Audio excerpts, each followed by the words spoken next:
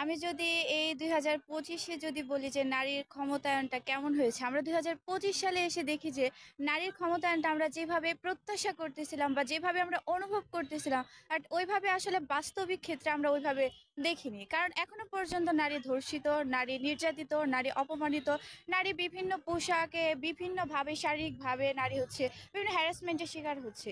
আমরা যদি সাম্প্রতিক কয়েকটা ঘটনাও বলি যে একটা ক্লাস 4-এর পড়া একটা বাচ্চা মেয়ে, তার সাথেও যদি এরকম মানে শারীরিক হ্যারাসমেন্ট করা হয়, সে ধর্ষণের শিকার হয়, তাহলে আমরা কিভাবে নিরাপদ?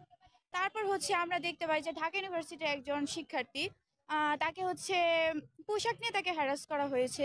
তো তখন দেখা গেল কি যে এটা এটা তাকে যে হ্যারাস করলো এটা নিয়ে কেউ ওরকম প্রতিবাদ না করে একদল কি করলো, তারা হচ্ছে যে হ্যারাস করলো তাকে অ্যারেস্ট করার পর তাকে বের করে আনলো, তাও আবার ফুলের মালা দিয়ে। তো অবশ্যই এটা আজকে আমি স্মরণ করি যে এটা নারীকে খুব মানে খুব ঘৃণিতভাবে হচ্ছে অপমান করা হলো।